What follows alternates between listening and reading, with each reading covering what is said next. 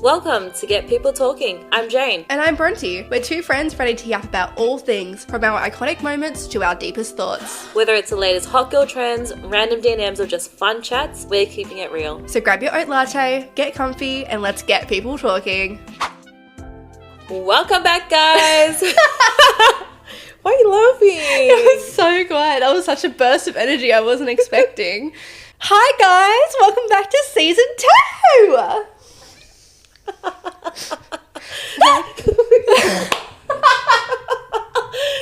You scared me. Hey, baby. Hi. Season 2, guys. We've done Get People Talking podcast for a whole year now. Mm-hmm. You and I. We're back with season 2. Yes, and we are redefining ourselves a little bit. We have taken a step back in our break and we have decided we want to restructure how we do our show a little bit. So instead, for season 2, we're going to do a cheeky theme. An overarching theme for our episodes. And this time we've decided to call it... Should we say that at the same time? Is that cute or cheesy? No, let's do it together. Okay, drum roll again. Doing it our way. Stunning. I think that was cheesy, but I'm keeping it. Nah, do it. This season, we want to explore how young women are challenging societal expectations and becoming their most authentic selves. Amazing. We've brainstormed really hard for the next season on our episodes already, and I really hope you guys enjoy this journey with us. Of course, we're going to talk about our personal experiences. We're going to make it relatable to you guys, and hopefully you'll get some cheeky humor out of it, because I think, we've got a lot to share, and please stick around. Should we get right into it? Let's go. What are we talking about today? Okay, so this episode, we want to talk all about redefining beauty and embracing realness in your 20s. Okay, Bronte, how are you your most natural self? What are you doing to stay real? I guess one way that I have embraced myself in my 20s and embraced my beauty is by investing in self-care. Educating myself on different ways to take care of my body and my face and my hair has been so important to me as I've aged and learned about new things. I definitely did not have the understanding of things like how retinol works and how to take care of my hair. I didn't have that understanding 5 years ago. Because didn't you dye your hair often yourself? Oh, great example. I used to dye and bleach my hair myself using drugstore products. And while I loved that hair and I loved that era, I now invest in my hair by going to hairdressers and making sure that I'm using the best products. I love how we're both rocking the natural curls today. It's giving natural girly. Oh, absolutely. I feel like there was such a stigma against curls when we were younger. Everybody had straightened hair. Yep. I always straightened my hair. And that heat damage was insane. I have really long hair as well. And it was always wavy naturally. And then the more times I straightened it, I damaged it, and then it just got more curlier and curlier. How many bloody Kmart no heat like hair accessories I've bought? Oh, have you? You tried that last time, didn't you? Yeah, I've tried a few of them now. I've just bought a new one, which are like these mini hoops that you like wrap your wet hair in, and then you clip it, and then you keep it there for hours. But my hair was too wet when I tried it, so I pulled it out and absolutely nothing had happened. Oh, it didn't dry properly. It didn't dry properly. I love those no heat curling tools. I think they're so fun. They're very trendy. Sleep in them. They are very trendy. Yeah, I want to try them. Because I just braid my hair and then wake up, it's done. Yeah, that's the easiest way to do it. It's just wet it slightly and then braid it, and then that's all. I guess it's for people who don't know how to braid. That is a form of self-care, is investing your time into learning how to braid. Yes, it is. Braiding's a very important skill that you need. That's a good gift idea, by the way. They're an awesome gift idea. Yeah. They're so fun. When Christmas is coming up. Are you hinting something? Oh. Are you hinting that you want me to buy you a hair tool? Not if I get you one first. What about you, girl? For me, embracing my natural, I think, is maybe just how it is. as I've gone older, I haven't been adding as much skincare routine or makeup as I would say I did when I was starting out in my early 20s. Because when you start, I think back then when I was investing in my skincare, I was just buying things off the shelf because it was in trend, or they were marketing it as something that you needed. When you're so young, like your skin is so fresh and fragile that sometimes you don't need all these, forms of self-care. And I think today I'm just trying to embrace my natural looks. But also in saying that, I'm probably just lazy and I can't be bothered putting on any makeup. So now we're just rocking it. I love that. Well, that's embracing. Yeah, It's not embracing lazy, it. it's embracing. Embracing. I think it's important when you're picking out products that you find things that will enhance certain features. It doesn't have to change features necessarily. Yeah. Enhancing, not correcting. Enhancing, accepting, aging. Because we don't want to be a catfish. Sorry, are you a catfish? No. It's time to start getting them Botox. I am so firm on that. That's something I really want to do as a preventative form of self-care, is like getting Botox in my forehead, because I'm starting to get I'm starting to get forehead wrinkles. There's nothing there. I'm being very dramatic, but I love the idea of getting Botox to prevent that. Yeah. My frown lines especially, I want to Yeah. get Botox to prevent that. Yeah. And I think if you can, why not? It's more accessible today. Yeah, it's something I'll be investing in this year. Really? That's exciting. This year, next year. Next year. Next year. Yeah. That's very It's exciting. also an experience as well. You gotta try it. Don't knock it before you try it. We haven't even tried it yet. Exactly. So we're Go just try it. excited. I think one thing that's really important to talk about when we're in the conversation of redefining beauty standards is the impact of social media. For example, 2016 makeup versus 2024 makeup, and how much that has changed drastically.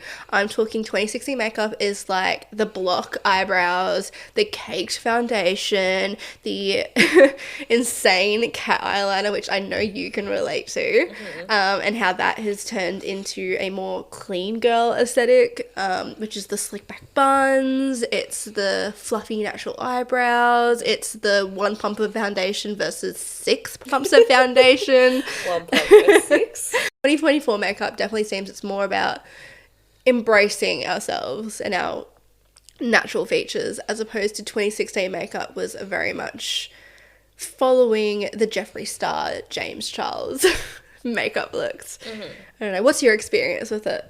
I think for me, like back in 2014, I'd say like 13, this was when I was my last years of high school, I was always one to have a wing eyeliner. Like that was my signature look, a wing eyeliner and mascara every day without fail. And if I did fail, it was something was wrong with me, or I had really bad sleep the night before, but that was my day-to-day look. I always needed a wing eyeliner and then I'll be done. Compared to today with the no makeup look, like I am living for this like fresh skin look, and it's nice, the scene of embracing yourself, and I'm glad the trend of like the makeup has caught on as well. I could not go back to 2016 makeup. Like that was intense, especially for a teenager growing up. Yes. Yeah, because the beauty standards then was just like full on, like cover yourself, not cover yourself, but cake on basically. Hide the imperfections. Yeah. Compared to today for teenagers growing up, it's really nice. I think one thing that's changed is contour versus blush. Oh. Like, it's all about blush Sabrina Carpenter looks now, which I absolutely love. I love blush. I love looking a little bit sun-kissed, because otherwise I am a pale ghost and there's no features to me. But I remember in, like, especially 2017, 2018, the contour was insane. I had the Too Faced palette. Every morning I'd have to have it on because I wanted to make sure that I had cheekbones and I had a jawline, because mine definitely isn't the strongest, which we're fine with. Now, Embracing beauty. we weren't fine with it back then. So I remember putting on so much, and I remember a distinct moment in drama class. there's mirrors in drama class. And I remember looking at myself in the classroom light as opposed to my bathroom light at home and going, oh, I think I'm done with contour. I like distinctly remember that moment being like, I have to tone that down because that doesn't look good. But I was just following like beauty tutorials on YouTube. Yeah. So after that point, I definitely toned it down a bit, and I definitely like the photos from the second half of year 12.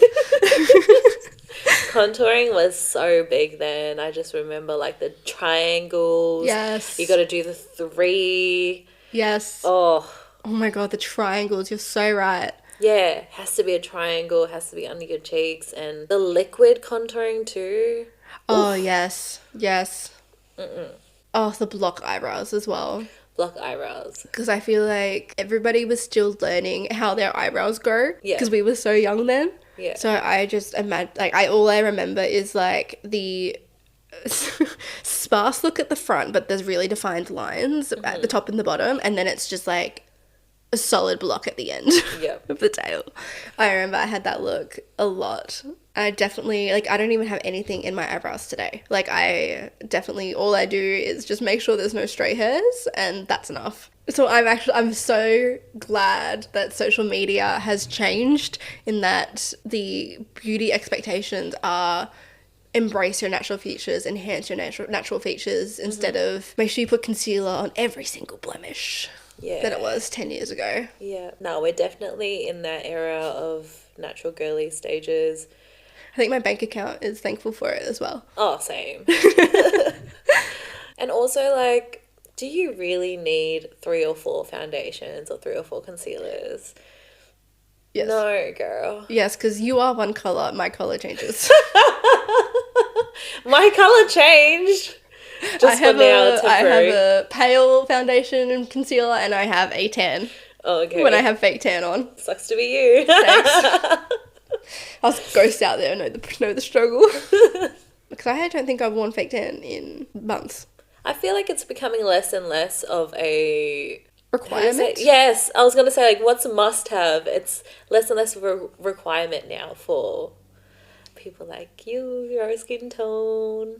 Yeah. Which is fine because you don't need it. It's hard because I do feel better with it on, but it's such an effort, and I don't know why I want to put myself through that. I just don't want to put myself through it. That's literally, that's the whole reason, that you have to get naked in the cold bathroom and rub yourself with this stuff, and then you get all your bed sheets messy, and it's so frustrating and annoying, and I don't know how I survived doing that in high school, because I was so pale, and I feel like people would tease me for it. Not in like a mean way, like it's chill, but like, so I obviously would put a fake tan on. And now as I'm getting older, I feel like I don't need it. Maybe it's because I'm not hearing those comments anymore, but I'm seeing pale influences. I'm not seeing people that aren't as tan. I'm seeing more natural. More natural. Yeah. Yeah. And I appreciate it. I also appreciate that there's more of a narrative around putting sunscreen on and not getting sun damage. Yeah. 100%. Like tanning outside and all of that stuff. There's such more education about how bad that is for you. So I don't feel like I don't need to be tan. Yeah. I can be a ghost. Live my best life. I'm a little bit, it's fine. Because I've got, obviously, like, you and then my other mate, Hayley, who's always tans for events.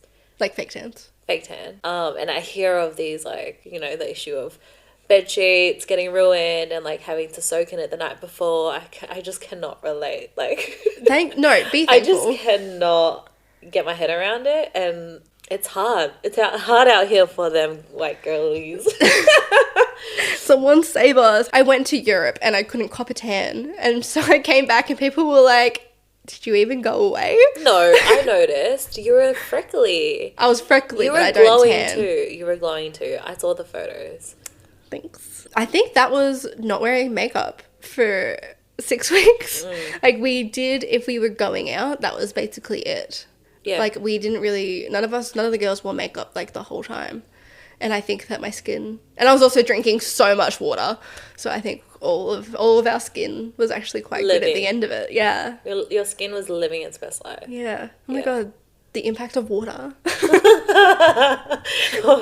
Just to your natural beauty. Yeah, stay hydrated, it works. It really does, though. I mean, that's another narrative. We're not drinking water in 2024 is so much more important than it was in 2018 or 2016. Yeah. 2014. I cannot go without water or a bottle. I need a water bottle. An emotional support water bottle? Yeah. I've gone through like 4 or 5. I always misplace one. But I need water with me all the time wherever I go. And your skin looks amazing, so. Thank you. She's glowing after Bali. She is. She got is a glowing. tan. Her tan is her accessory. Brutal. After that conversation. Oh. Gotcha. What should society do to better the beauty community? I think it is so important to celebrate all of our unique features. Correct. I think we need to remember that all of these parts of ourselves are little building blocks to create our lives, our individual personalities, our features, and what we want to express to the world.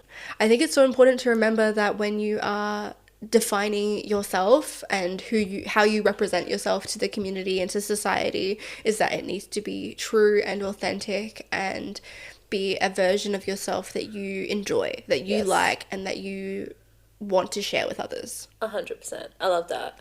I think it's very important to be your unique self, and just block away all the noise that could potentially harm you. Because at the end of the day, if you enjoy yourself, then you'll be living your best life. I really like that you said the word noise, because that's what it feels like sometimes with social media and what our friends are doing and what other people expect of us to do. It's all just noise. And if you can learn to block it out and listen to advice and listen to yourself, that you are going to create a better version of who you are. 100%. It's all about enhancing, baby. Yeah. Enhance yourself and do what you need to do to become authentic. Mm-hmm. It's also nice, like, remind yourself, is this you? Like, is this me? Am I being authentic? If you're doubting yourself, you just need to take a moment, think about it. You know who you are, right? If you're doubting it, then it's probably not going to be it. Thank you guys so much for listening to the first episode of Get People Talking Season 2. We are so excited to explore this journey on what the fuck is this about? We are so excited to explore and engage with topics all about how we girlies are doing life our way. And can't wait to take you guys on the ride. Yeah. Season 2, we're coming back bigger and better. Jane, where can they find us? You can follow us on Instagram at Get People Talking. Of course, we're on TikTok, and find us on Spotify where you're listening to this podcast right now. We're also on YouTube, for those people that didn't know, at Get People Talking. If you follow us on Instagram, comment on our reels, tell us what you're liking, tell us what you're not liking, maybe. And we'll see you in the next episode, guys. Bye! Bye!